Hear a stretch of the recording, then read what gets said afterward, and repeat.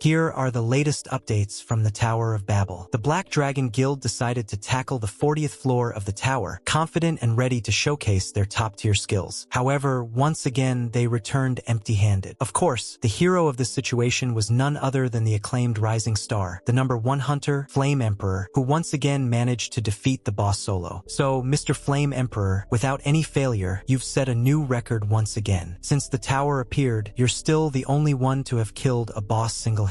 Do you have anything to say? Hey kid, before you talk to me, why don't you change that ridiculous title? I'm talking about the Flame Emperor. Why don't you use my real name instead of that embarrassing nickname? So shameful. And that washed-up guy over there, he's our protagonist. The only thing on his mind was, I envy him. He can just say whatever he wants. And not only that, everyone on the internet simply adores this guy. Everyone wants to be like him. In most conversations about hunters, his name always pops up. I really want to be like the Flame Emperor. I need to be like him. After all, it must be amazing to have the whole world interested in what you say. I even heard he's incredibly wealthy. Oh, how I envy him so much. If this world were a manga, someone like him would definitely be the main character, and I'd be just a sidekick. Yes, our protagonist is quite down, folks. He's not doing well mentally. We need to help him out, guys. Like this post so he'll be happy. Just don't mention the Flame Emperor, or he'll jump into your comments. Don't do that. Back to the story, the journalist asked if there were many aspiring hunters inspired by him, giving their best because of him. After all, waking up after 20 years, entering the tower, and defeating a boss that the Black Dragon Guild had been trying to defeat for over 10 years in less than a month is legendary stuff. Everyone wanted to know his key to success, or perhaps a phrase to achieve it. As the sages say, power amplifies who a person is. With arrogance, he said he would share because a few words might help the weak. It was up to him to grasp everything he would say. Then he declared, those who are meant to succeed will succeed. However, don't get in my way if you succeed. Or who knows, I might end up killing you. Our arrogant colleague simply turned and walked away. People were ecstatic, shocked, wanting to know what he meant by that. But it seems that statement didn't sit well with our protagonist. After a while, pondering it, he started crying, saying, am I crazy? Is it really good to ignore people when you become so great? It seemed like the reporter was being ignored, but I felt like it was me. Oh, if only I had a decent skill like the Flame Emperor. Then I wouldn't have to live in this crappy studio or be underestimated as the worst F-class hunter with no skills. I want so much to become someone like the Flame Emperor. I'm so jealous. I also want to succeed with my own skills. Or rather, how amazing would it be if I had the Flame Emperor's skill? At that moment, we see a scene that fortunately only happens in manhwas. And what am I talking about, you ask? It's a scene our protagonist had seen thousands of times in videos. What he saw shining before him was a legendary skill card. But here's the part where I said it's good this doesn't happen in our world, because he gained this skill out of envy. Man, imagine if something like this happened in real life. Oh my god, it would be crazy. No one would have a decent skill. Everyone would want to be envious of everyone else. It would be madness. No one would be famous. They'd just have a face that was once famous. For our protagonist, this felt like a joke from fate, because the tower, agonized by his unpleasant envy, sent him a skill as a gift. The tower praised his achievements. With that, our protagonist was a bit confused and asked, wait, this is different from what I saw in the videos. Oh, why should I worry when I just received a skill card? This is the moment I've been waiting for since I got here. Besides, it's a golden card, meaning this skill is at least rank S. The system then began generating his skill card. Probably the tower system is very good, because the skill name was simply what the protagonist always wanted. I want to be like you. He was right about it being rank S, but the effect was very contradictory. After all, the tower wouldn't give such an overpowered skill without restrictions. First, it would only activate automatically after death. After dying to an enemy, he could copy a skill and make it his own. I ask you, my grasshoppers, what would he do with such a skill? He'd have to die to the enemy? What kind of skill is that? Okay, let's explain a bit about this world story. Or better yet, let's explain the story of the tower that gave the skill to our protagonist. The first thing you need to know is that it simply appeared in the world. Could be seen on the horizon from anywhere. Second, those who had nothing to lose were the first to step inside and see what was there. Of course, where there was a tower, there would be floors, and each floor was full of monsters from another world. That's where skills started appearing to a few visitors selected by the tower itself. Obviously, everyone who heard this news gathered at the tower and started hunting monsters. Now, back to reality, leaving that boring explanation, there was a journalist on TV talking about the 40th floor and the heroic deeds of our little friend, Flame Emperor. Upon hearing this, our protagonist started talking to the store manager, who was a nice guy, asking to take this news off the TV.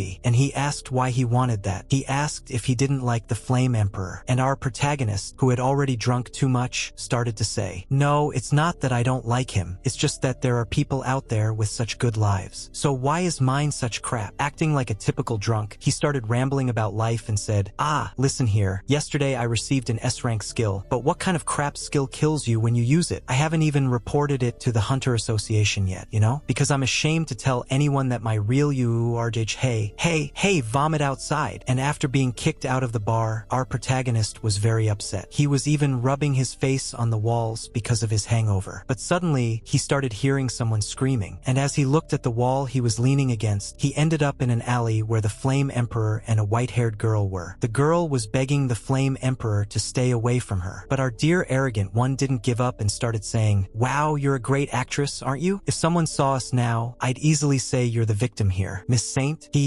I poisoned your drink with basilisk stomach acid, the same poison you planned to use on me. Oh, really? If it weren't for my skill, things might have gone a bit wrong." And the girl started saying it was a misunderstanding, that she only wanted to do a tower raid with him as her teammate. But apparently, the Flame Emperor thought that wouldn't work out well. In the background, our protagonist, who was already drunk and hungover, saw this scene and felt as lost as an onion in a fruit salad, trying to understand what was going on. Things started to heat up when the Flame Emperor grabbed her by the neck, saying there was nothing left to discuss. From now on, he would be the one asking questions, and she just had to nod to answer them. Since he had a lie detection skill, it made no sense to lie to him. If she was nice and answered all the questions correctly, he would give her an antidote. The first question was the most obvious. He asked who had ordered her to kill him. She claimed it was the witch from the Black Dragon Guild. While thinking about how to respond, Prota started recalling the news he had seen that morning. Despite reaching first place, he was still the same. It was good to see someone truly courageous. At that moment, the saint felt it was her. And the news continued. This is the kind of hero humanity needs now. But the next scene was more villainous than heroic. And probably I wasn't the only one who thought that. In his thoughts, our protagonist began to question. A hero? This guy? He's more like a killer, a psychopath. I need to get out of here now. But our protagonist wasn't very good at hiding his presence. So the Flame Emperor started talking. "I thought I got rid of all the rats in the neighborhood, but it seems there's one left." Faced with all this, our protagonist started to think. That look is of a killer. Could it be that the saint wasn't his first murder? How many people has he killed so far? A dozen? 100? Or maybe even more? Strangely, our protagonist simply fell to the ground. Looking back, he noticed his shoe was there. But it wasn't just the shoe, but his foot. So the Flame Emperor started walking calmly toward our protagonist, as he trembled with fear. And of course, since he had no strength and was facing the number 1 hunter, the only thing he could do was beg for his life. But the Flame Emperor simply ignored his pleas and asked if he had seen everything. In tears, our protagonist said, I didn't hear anything, I swear." Leaning toward our protagonist, the Flame Emperor asked again, "What was it you didn't see? You think I'll believe that? Besides calling me the Flame Emperor, you were in the right place at the right time and didn't see anything? Wow, that's very convincing. If I were a bit stupid, I might have believed it. So, if you don't want to end up like the saint, answer me correctly." Prota started reflecting in his mind.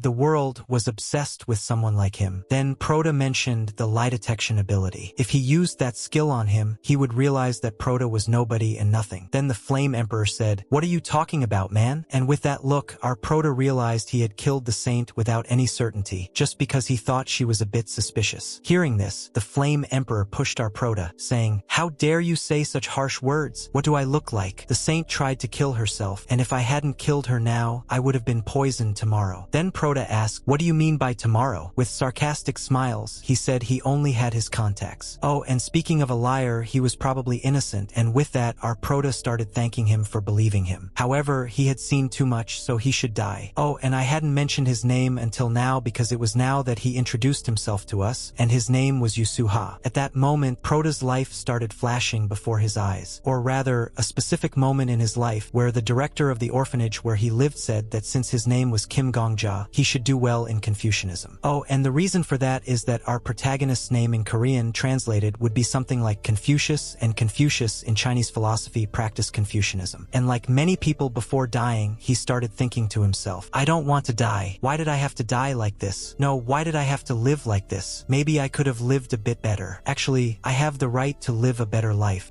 If I just had one more chance, just one more, I would grab it with all all my strength. Suddenly, our protagonist opened his eyes and realized he was in his bed, in his shabby room. He quickly got up, totally confused. The strangest thing about the whole situation was that he should be dead. What the hell is happening here? When did I get home? Looking at his phone, he saw the same comments about people wanting to be the Flame Emperor. The same news he had seen before was playing on his computer. So why on earth was everyone saying the same thing they said yesterday? Or rather, today would be yesterday. Wait, didn't I just die? Reaching out, he commanded, skill card, open. Of course, the first skill he had was the worst of the century, one that required him to die to use it, but he didn't know the effect of the other skill yet. He had just stolen it from the Flame Emperor when he died, and it perfectly matched his ability. I want to become you. Every time he died, it would automatically activate. At the moment of his death, he would return 24 hours from the moment he died, with his memories and experiences preserved. And the skill is rank X, which means it could be extraordinary or exclusive, but I think it's more extraordinary than exclusive because now there are two people with the same skill. Now, everything made sense. This is the secret to becoming a legendary hunter, and that's why he killed the saint, since she probably really did kill him the next day. However, he even killed Proda, who was innocent. While thinking about this, the interview was at the same part where he said a motivational phrase or word for those inspired by him, where he said that in the end, those destined for success would achieve it, but even if they succeeded, they shouldn't cause trouble because they would die. These words left a bitter taste in Proda's mouth. Now let's see who will die this time. Suddenly, from outside, someone shouted that there was a fire. Looking out the window, Proda saw a large flame spreading through the city. Going outside, he saw several people with extinguishers and buckets. Oh, and just to remind you, none of these were normal civilians, because the place where he lived was different from the outside world. Actually, that city was made up solely of people who entered the tower to become hunters. So this place was more specifically the first floor of the tower. Running with the crowd, Proda looked at his phone and realized it was almost the same time he had gotten drunk and witnessed that scene before dying. So these flames were probably to cover up the case. All that fire attracted the attention of important people. For example, rank 2 of the Black Dragon, the Guild Master, Black Witch. There was also rank 5, the Guild Master of Healers and Pharmacists, the Master Alchemist. And even rank 10, the leader of the city's surveillance corporation, or Paladin or Paladina, I'm not sure. Many of these people stayed calm in this kind of situation. After all, this was a city where you couldn't just let anyone in. Since they were literally inside a tower with various monsters, extreme situations were common. At that moment, the Master Alchemist began asking where the saint was, as she wasn't the type to be late to help in emergencies. The Paladin said she had something to do that night, maybe a date, and since she had been hanging out with the Flame Emperor a lot lately, she was probably with him. Hearing this, the Master Alchemist commented,